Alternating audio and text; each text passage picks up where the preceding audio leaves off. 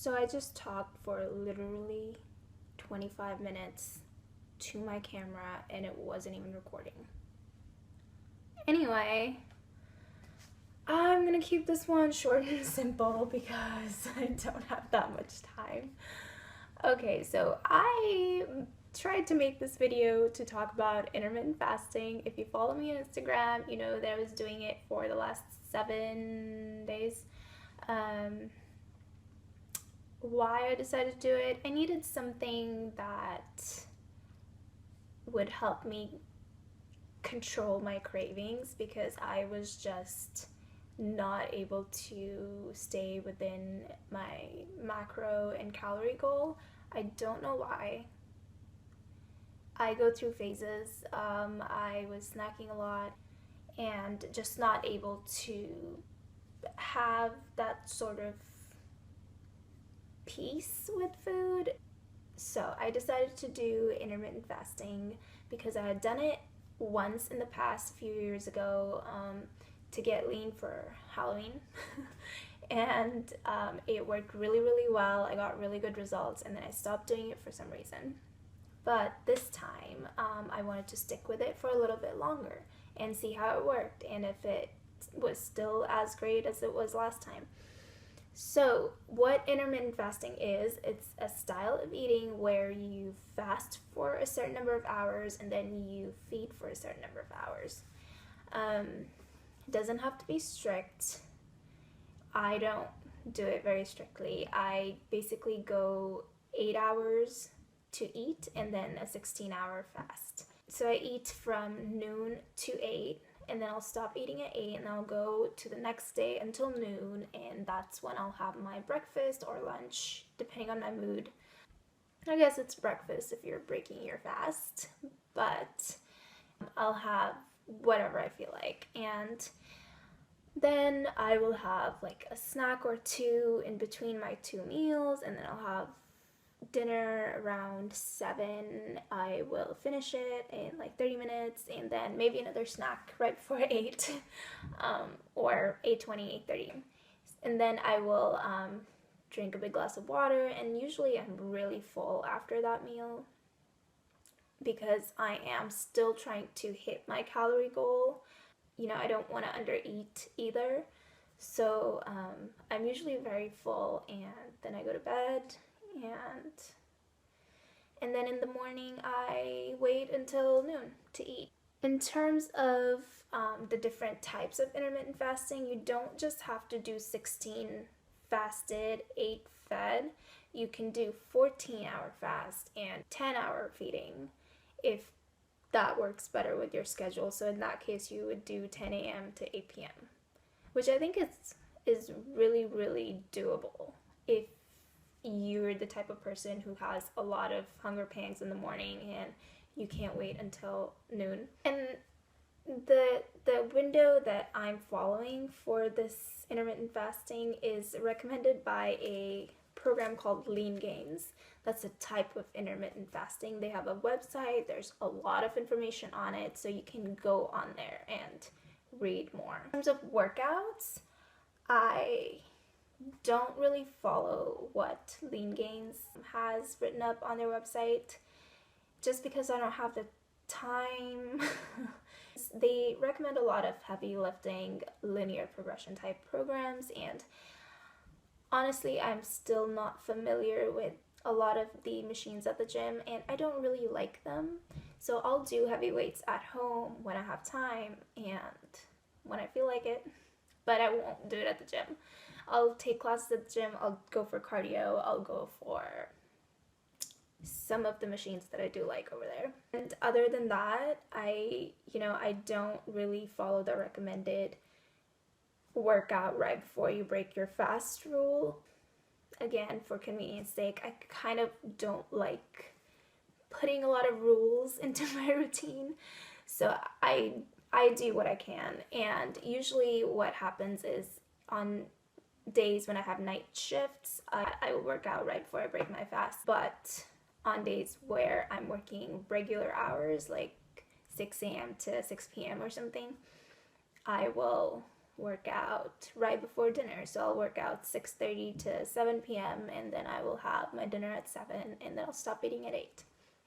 In terms of the type of diet that's recommended on Lean Gains, they do recommend carb cycling, and that's just a whole another strategy that you can use to increase your body's sensitivity. It doesn't get used to a certain number of calories or a certain amount of carbs in your diet. And that's very roughly putting it. And in that sense, I do kind of carb cycle. I'll try to, on my rest days, I do low carb and a little bit higher fat. And then on my workout days, I'll do, and by workout, I mean heavy strength training. I'll do high carb and lower fat on those days. On the rest days, they're not really rest days. You can still do low intensity steady state cardio, but you just don't need as many carbs in your diet. I mean, I'll always need carbs in my diet, but theoretically you don't need as many carbs in your diet. So my calories right now are 1,400 on rest days and then 1,750 on work days. And then I obviously cycle my carbs, so higher carbs on heavy strength training days. And it actually has been really, really nice. I haven't had cravings like I normally do in between my meals because I don't know what it is, but if I just don't start giving my body a lot of glucose in the morning, it stays calm. I would want to munch on something all the time before, and now I don't really care for it until I've started to eat around noon. And I don't think it's all psychological. I think it probably is just the way that my body metabolizes things and the way that my hormone levels respond to food. And I'm just really glad that it works for me. So on days where I do want a little bit more of a calorie deficit, instead of keeping my food low calorie, I'll just go until later in the day. And this is all based on 1 week's experience, so I still don't know what I'm talking about, but at least I've started to notice patterns. Yeah, cravings are gone. There's more clarity. I tend to work a lot better in the morning now if I don't have to think about eating. You know, I know that I'm not going to start eating until noonish anyway, so there's no point in thinking about, oh, what am I going to eat and what am I going to make? So a lot more clarity and focus in work. And also, again, the convenience factor is there. I don't have to eat in the morning, so I get ready or sleep in a little bit. So that's been really, really nice. And then the bottom line is that this whole experience just shattered my expectations of how long my body can go without food. And there actually are numerous benefits to fasting in general that you guys can research and read about. But I always used to think, oh no, I could never do that. You know, I'd be hungry all the time and I wouldn't be able to focus, but it's actually the exact opposite. And in fact, this last Saturday, I went to a Pop Sugar fitness class, which is where I got this water bottle. They had a pretty intense workout that they did, and I didn't know. It was at 11 a.m. in the morning, and I hadn't broken my fast yet, and I did not know that it was going to be like a high-intensity workout class. So I went, and at first I thought I was going to die. But I made it through the whole workout. It was like 40 minutes. I was fasted and it was just fine. Like, my calves were shaking a little bit. And yeah, I was able to do the workout and I was really happy.